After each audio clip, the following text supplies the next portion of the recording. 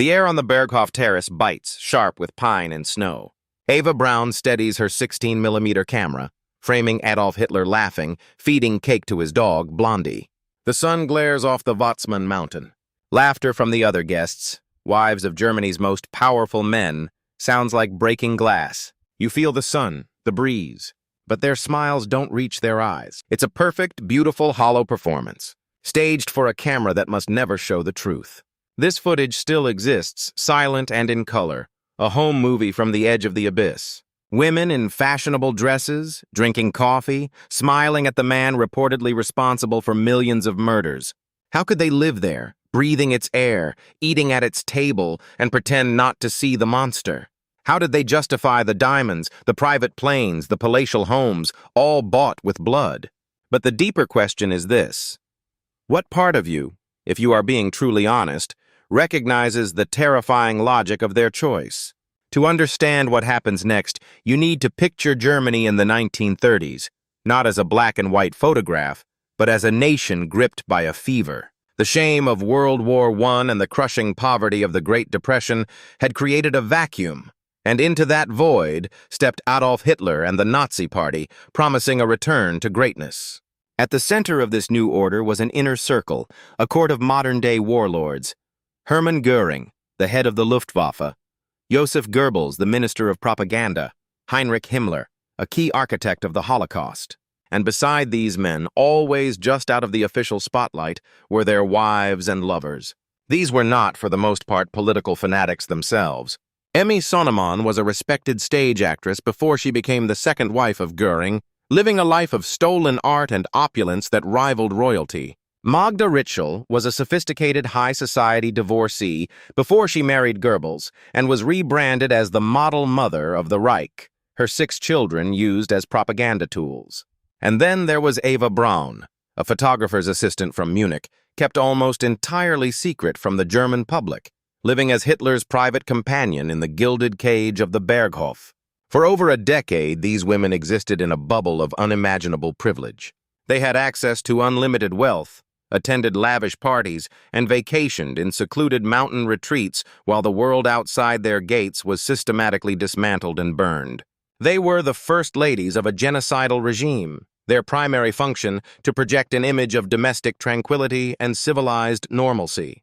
If you were a German citizen in 1938, you wouldn't have seen pictures of concentration camps. You would have seen pictures of the Goebbels family smiling on a picnic. This was their job, and they performed it perfectly.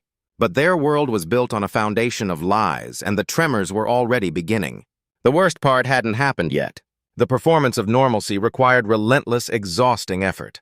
If you had been a guest at one of Emmy Göring's extravagant parties at her estate, Karen Hall, you would have seen her glide through rooms filled with stolen masterpieces from across Europe, greeting foreign diplomats with a flawless smile. You would have smelled the ridiculously expensive French perfume she wore and tasted champagne that was becoming impossible for ordinary Germans to find. But you would also have noticed how she never, ever spoke of politics. The rule was unspoken but absolute. Reality was not to be acknowledged. When a high-ranking official's wife once dared to mention the Jewish question to Emmy, she was reportedly frozen out with an icy stare and was never invited back. This wasn't ignorance. It was a carefully constructed and violently enforced firewall between their gilded lives and the source of the gold. In Berlin, Magda Goebbels was playing a different but equally critical role. Joseph Goebbels was a notorious womanizer, his affairs a constant source of humiliation for her. Yet Magda was forced to appear in newsreels as the perfect Aryan mother, surrounded by her 6 beautiful blonde children, all with names reportedly beginning with H in honor of Hitler. She wrote articles for women's magazines on the joys of German motherhood, while privately descending into a dependency on depression medication. She was selling a fantasy she herself could not stand to live in. Here is the detail that would have made your blood run cold. Her children were tutored in the Reich Chancellery, and they reportedly referred to Hitler as Uncle Adolf, playing at his feet in the same rooms where he planned the extermination of millions of other children. The proximity was not accidental. It was a constant, daily affirmation of their loyalty and their complicity. Meanwhile, hidden away in the mountains, Eva Braun lived a life of luxurious boredom. Her detailed photo albums and hours of home movie footage show a woman obsessed with capturing moments of leisure, skiing, swimming, playing with her dogs. She was forbidden from appearing in public with Hitler, her existence a state secret. You can see in her films the strain of this isolation. She attempts a diving board stunt over and over, forcing a smile for the camera, the other guests clapping with a little too much enthusiasm. This wasn't about leisure. It was about filling the terrifying silence, the endless hours spent waiting for a man who was simultaneously her entire world and the destroyer of it. The bold claim that these women were simply naive bystanders is a comforting lie. The proof is in their own actions. Emmy Göring personally intervened to protect a few Jewish artist friends early in the regime, proving she knew exactly what was happening and who was at risk. Magda Goebbels had been an ardent Zionist in her youth, meaning she understood the politics of Jewish identity better than most. Eva Braun's own diary, discovered after the war, reportedly contains entries filled with despair and a clear awareness of her precarious position, tied to a man she knew was leading them all to ruin. They didn't just know, they made 1,000 small choices every single day to keep not knowing. They chose the new dress over the news report. They chose the party over the rumors of transports heading east. They chose the comfort of the lie over the agony of the truth. As the war turned against Germany in 1943 and 1944, the illusion began to crack. The Allied bombing raids brought the war home, the sound of sirens now a nightly soundtrack to their lives. The parties at Karen Hall became less frequent. The smiles in Eva Braun's home movies became more brittle. The supply of French champagne and designer clothes started to dry up. The world they had built to protect themselves from reality was being consumed by that same reality, firestorm by firestorm. The worst part hadn't happened yet.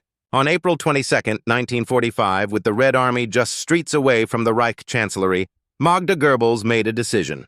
She brought her 6 children into the subterranean Führer bunker, a world of concrete, stale air, and perpetual twilight. Hitler's personal physician, Dr. Theodor Morell, had left behind vials of morphine, and Magda acquired them.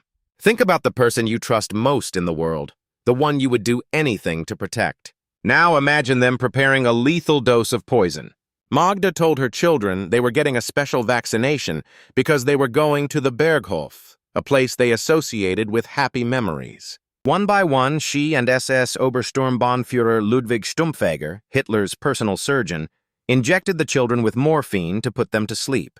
Her eldest daughter, 12-year-old Helga, was reportedly suspicious and fought back. According to historical accounts, they had to hold her down. The marks were still on her body when it was discovered. Once they were unconscious, Magda went back into the room where her children were sleeping. She took small cyanide capsules, crushed them between their teeth, and pushed their jaws closed. She killed all 6 of them, methodically, one after the other. This was not an act of mercy to save them from the Russians, as she claimed in her final letters.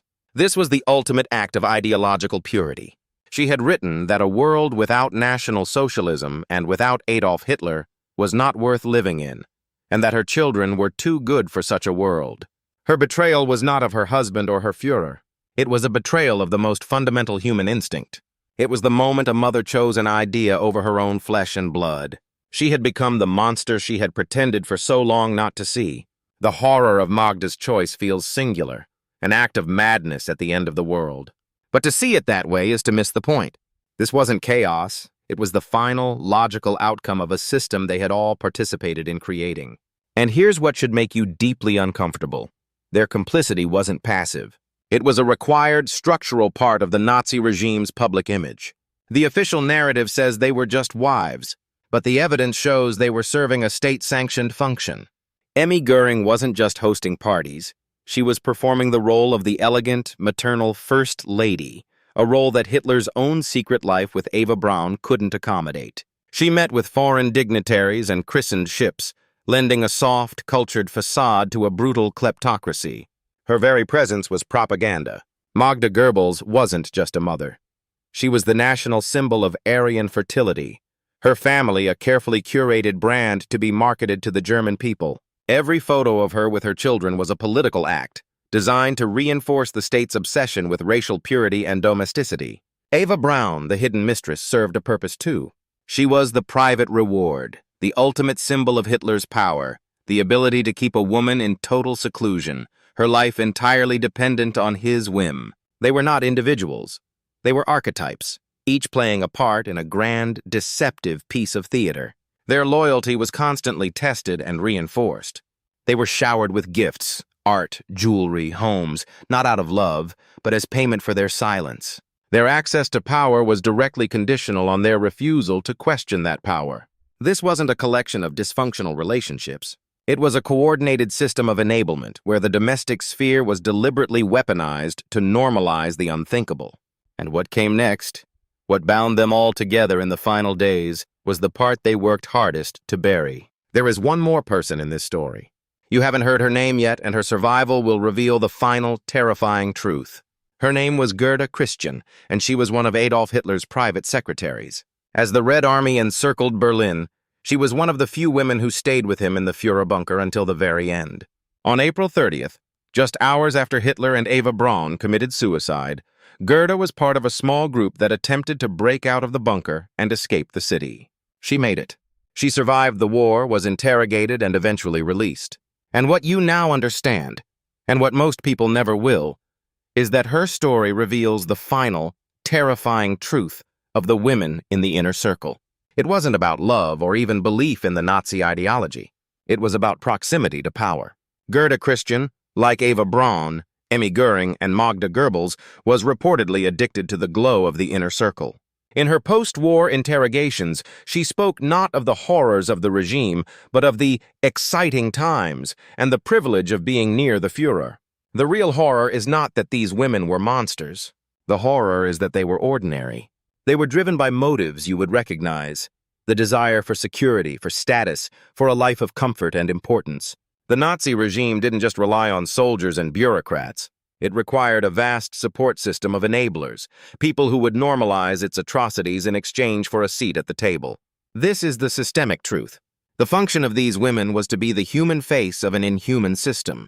Their job was to create a bubble of domesticity, of normalcy, where the architects of genocide could retreat and see themselves not as monsters, but as husbands and fathers. By pouring the tea, arranging the flowers, and smiling for the camera, they were performing a vital service. They were absolving these men day after day. This pattern did not die in a Berlin bunker in 1945. Every corrupt regime, every criminal enterprise, every abusive system relies on the same structure. It relies on the people who choose the comfort of the inner circle over the moral clarity of the outside.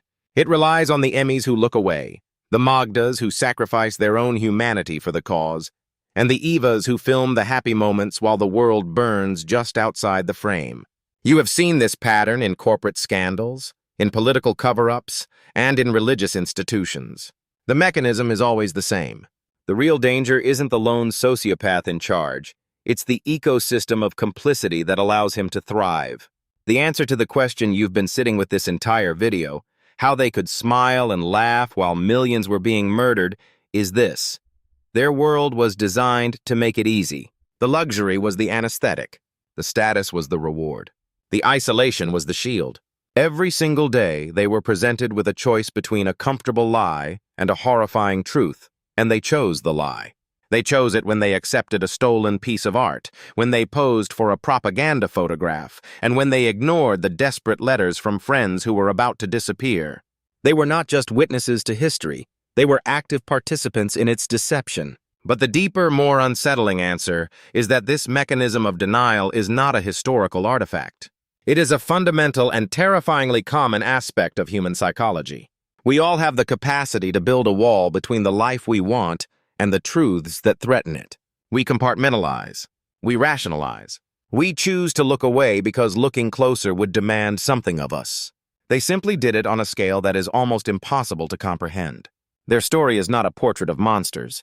It's a portrait of a choice that is offered to people, in smaller ways, every single day. The camera finally runs out of film.